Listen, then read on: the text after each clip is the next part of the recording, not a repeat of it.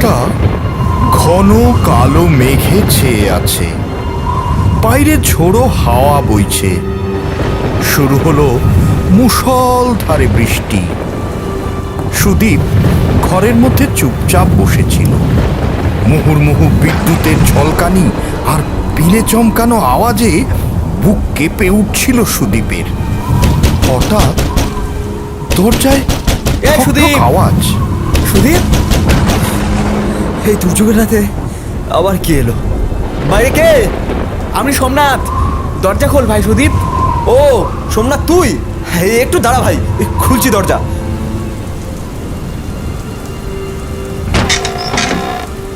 কিরে সোমনাথ, এত রাতে কি ব্যাপার? আমাদের খুব বিপদ রে সুদীপ। নদীর বাঁধ ভাঙনের মুখে, বড় একটা ফাটলও দেখা গিয়েছে। বাঁধ ভেঙে গেলে বন্যায় সব কিছু ভেসে যাবে।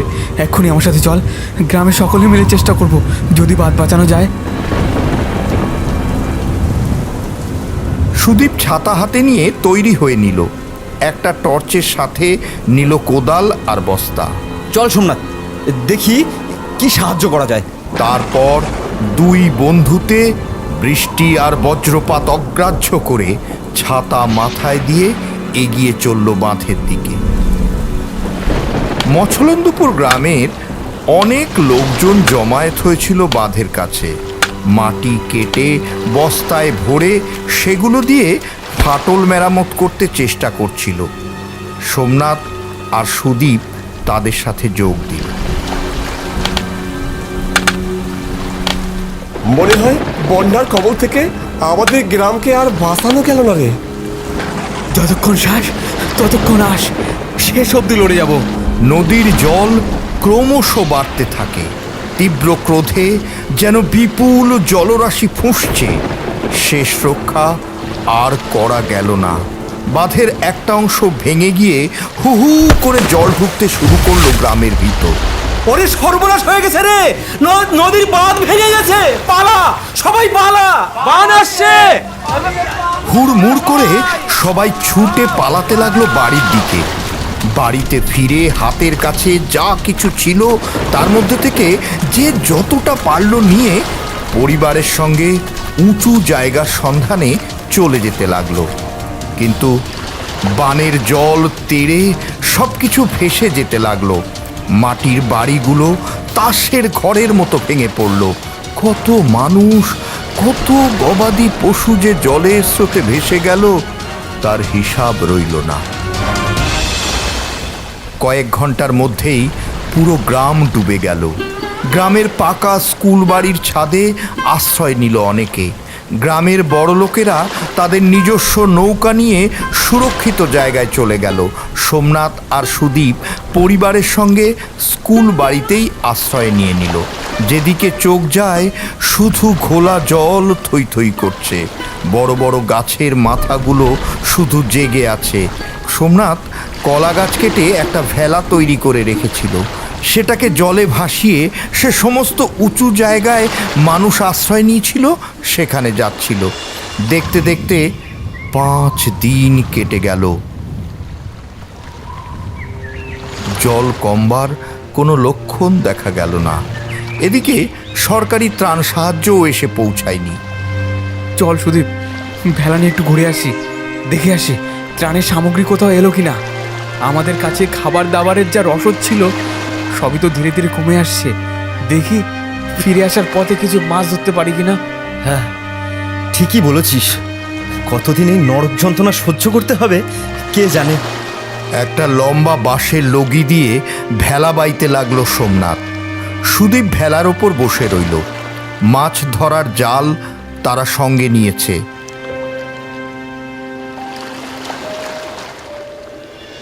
কিন্তু উঁচু জায়গা যেখানে যেখানে মানুষজন আশ্রয় নিয়েছিল সেখানে গিয়ে জানতে পারল কোথাও ত্রাণ আসেনি। অনেকে পানীয় জল না পেয়ে দূষিত জল খেয়েছে, আর তাতে ভেদবমি হয়ে মারা গেছে অনেকে। চারিদিকে শুধু পচা গন্ধ, নোংরা আবর্জনা আর কচুরিপানা জায়গায় জায়গায় আটকে আছে। কয়েকটি বাড়ির ছাউনির অংশটা শুধু জেগে আছে। ওরা ফিরে চলল স্কুল বাড়ির দিকে। কলা গাছের ভেলা নিয়ে বেশি দূর যাওয়া যাবে না সুদীপ। তাকিয়ে দেখ, মাঠের পর মাঠ যেখানে সবুজ ধান ক্ষেত ছিল সেখানে এখন শুধুই জল। সাধারণ মানুষের ক্ষতিপূরণ কেউ করতে পারবে না রে। প্রাকৃতিক বিপর্যয়ের কাছে মানুষ অসহায় শিশু মাত্র, কেউ কিছু করতে পারবে না। আচ্ছা, এখানটায় জাল ফেলছি, দেখি মাছ পাই কিনা। সুদীপ জালটা একটা ফাঁকা মতো জায়গায় ফেলল।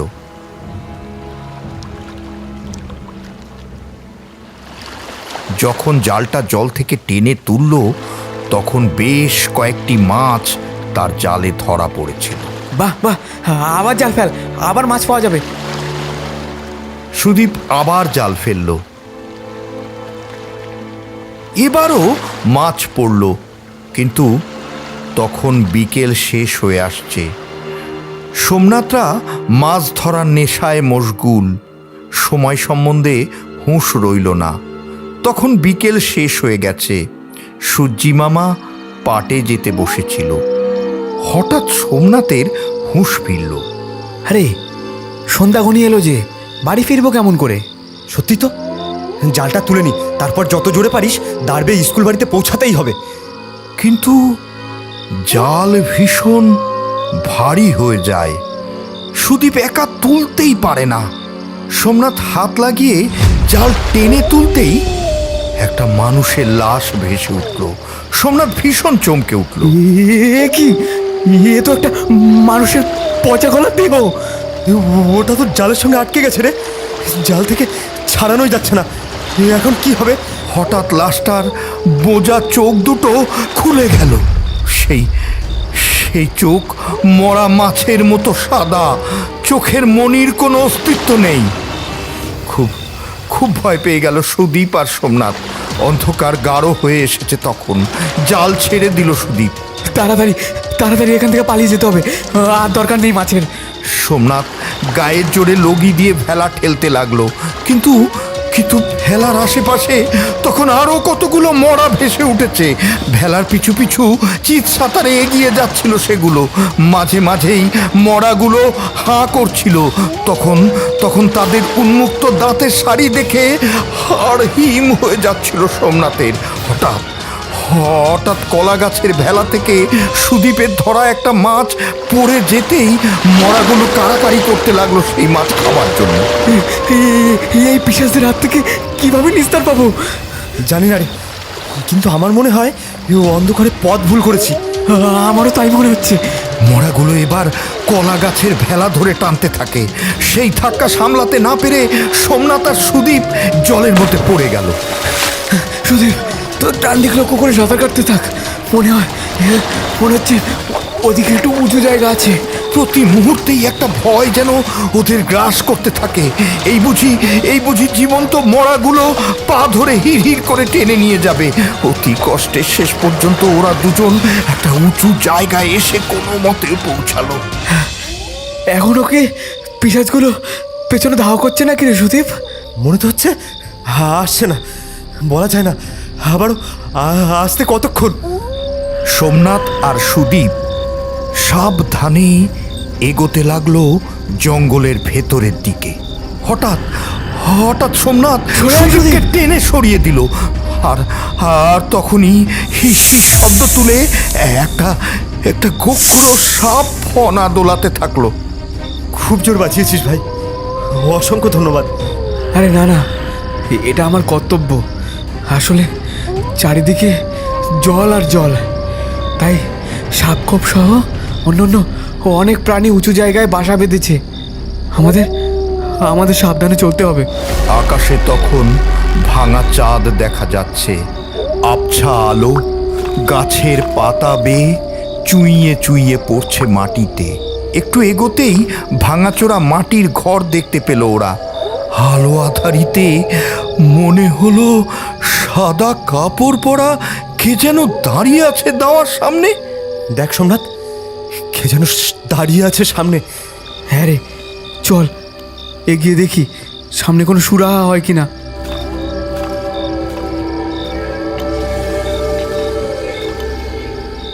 যা বাবা, কোথায় গেল রে? এই তো সামনেই ছিল। তাই তো, গেল কোথায়? কাকে খুঁজছো বাছারা? আমাকে?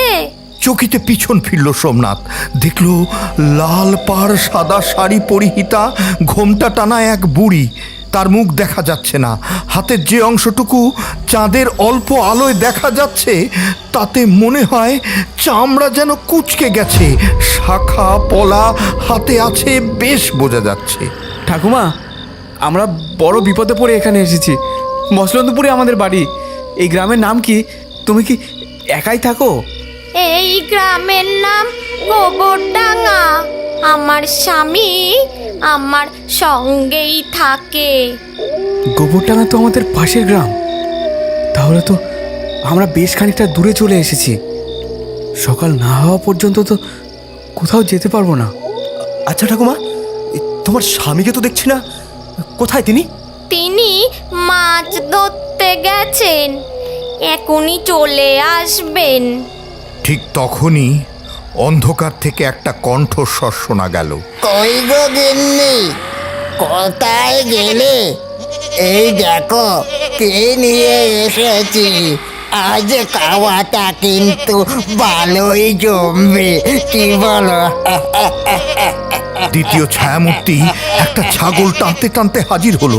ছাগলটা ভয়ে প্যাঁ প্যাঁ করছিল। সোমনাথদের দেখে দ্বিতীয় ছায়ামূর্তি থমকে গেল। বুড়োর চোখে মুখে অজস্র বলি রেখা, শুকনো হাড় জিরজিরে শরীর, চোখ কঠোরাগত, গালের হনুগুলো বিশ্রীভাবে উঁচিয়ে আছে, অস্বাভাবিক উঁচু দাঁতগুলোর সবকটা বাইরে উন্মুক্ত। এরা হলো পাশের গ্রামের লোক, পথ হারিয়ে এখানে এসে পড়েছে। আজ রাতটা এরা এখানেই থাকবে। আচ্ছা বেশ বেশ। এসো, তোমরা ঘরে এসো। সোমনাথ আর সুদীপ মাটির ঘরটা আগেই দেখেছিল। ভিতরে প্রবেশ করেই দেখলো সবই যেন অগোছালো। জলের দাগ দেখে মনে হচ্ছিল পুরো ঘরটা জলের নিচে ছিল। কেমন যেন বিচ্ছিরি একটা গন্ধ। কোথাও কোনো রান্নার চিহ্ন নেই। দেখ সুদীপ, বুড়ো যে বললো জমিয়ে খাবে, তাহলে রান্নার সরঞ্জাম কই? উনুন কই? ঘরটা তো মানুষের বসবাসের উপযোগীও না।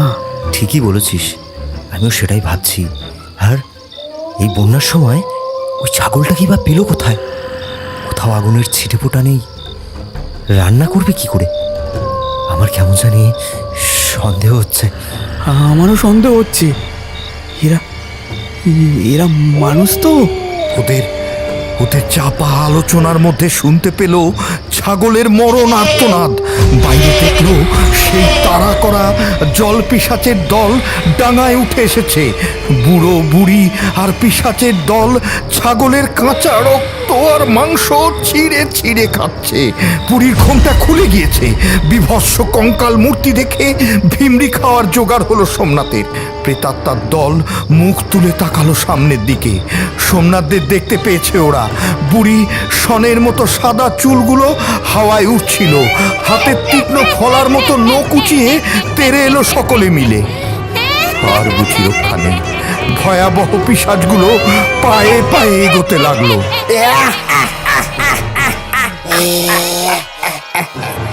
ছাগলের মাংস দিয়ে সন্ধ্যায় জল খাবার খেলাম, এবার তোদের রক্ত মাংস দিয়ে হবে রাতের খাবার।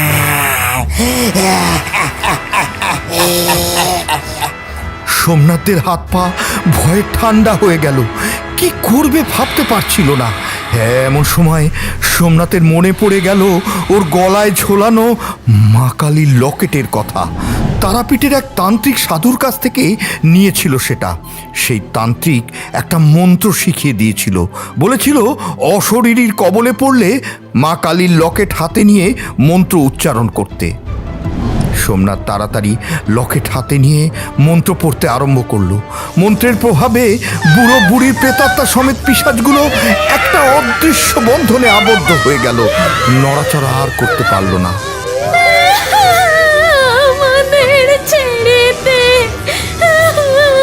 আমরা তোদের কোনো ক্ষতি করব না। আর একটু হলেই তো ঘাড় মটকে দিতে।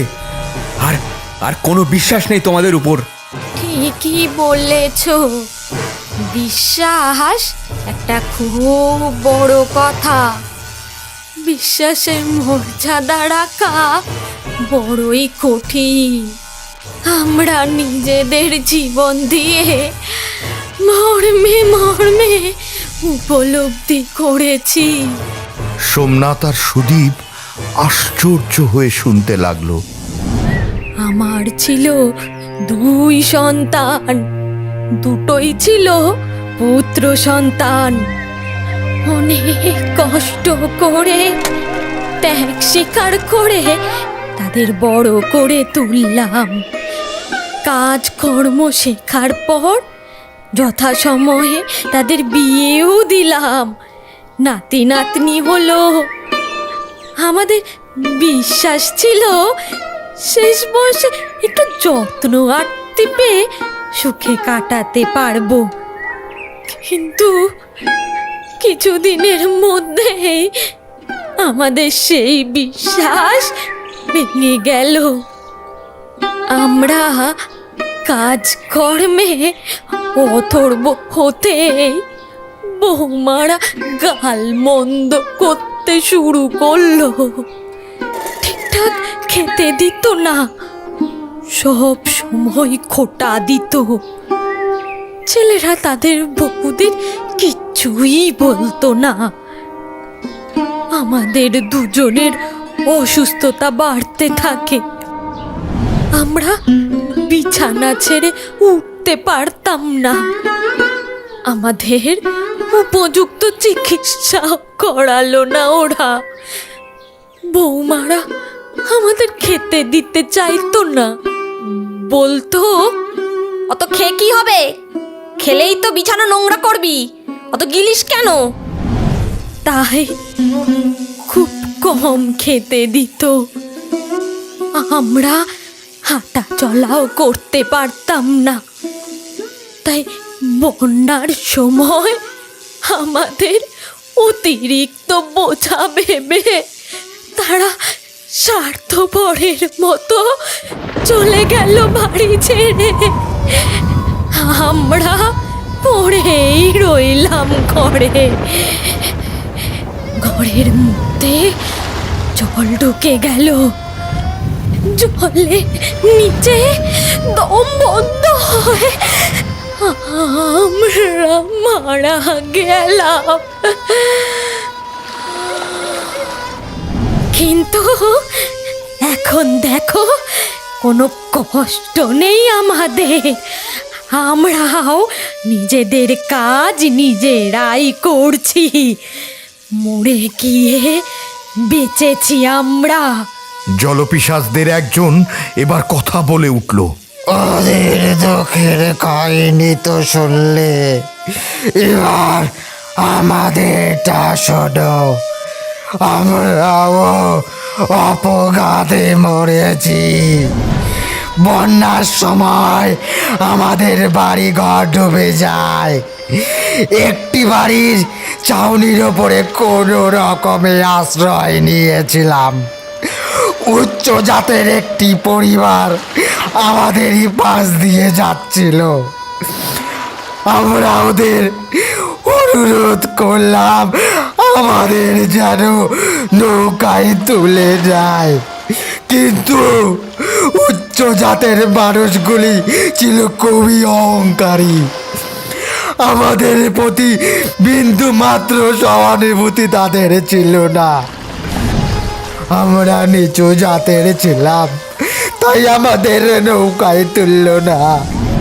কিছুক্ষণের মধ্যেই স্রোতের মধ্যে পড়ে যায়। আমরা আর উঠতে পারিনি। সেখানেই সলিলে সমাধি ঘটে। তারপর থেকেই আমাদের অশরীরী জীবন। আমরা তোমাদের প্রেতরূপ থেকে মুক্তি দেব। তোমাদের মৃত্যুর জন্য যারা দায়ী তাদের শাস্তির ব্যবস্থা করব।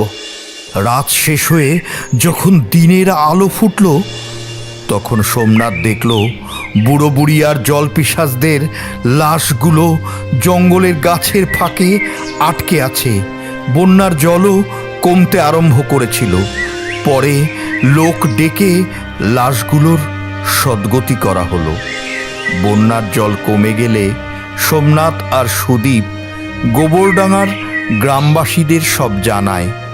মোড়ল উচ্চ জাতির লোকগুলোর বিরুদ্ধে ব্যবস্থা নেয়। বুড়ো বুড়ির ছেলেদের ডেকে মোড়ল ধমক দেয়।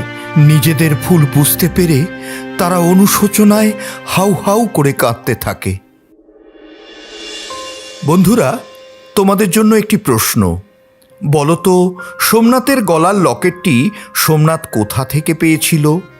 সঠিক উত্তরদাতাদের মধ্য থেকে লাকি ড্রয়ের মাধ্যমে 3 জনকে বেছে নেওয়া হবে এবং সেই 3 জনকে 2 GB করে ইন্টারনেট রিচার্জ করে দেওয়া হবে এবং তাদের নাম পরের ভিডিওতে প্রকাশ করা হবে। তাড়াতাড়ি সঠিক উত্তরটি কমেন্টে লিখে তার একটি স্ক্রিনশট করে অ্যানিমেশন বাক্সের অফিসিয়াল মেলে ইমেল করো। আর সাবস্ক্রাইব করতে ভুলো না।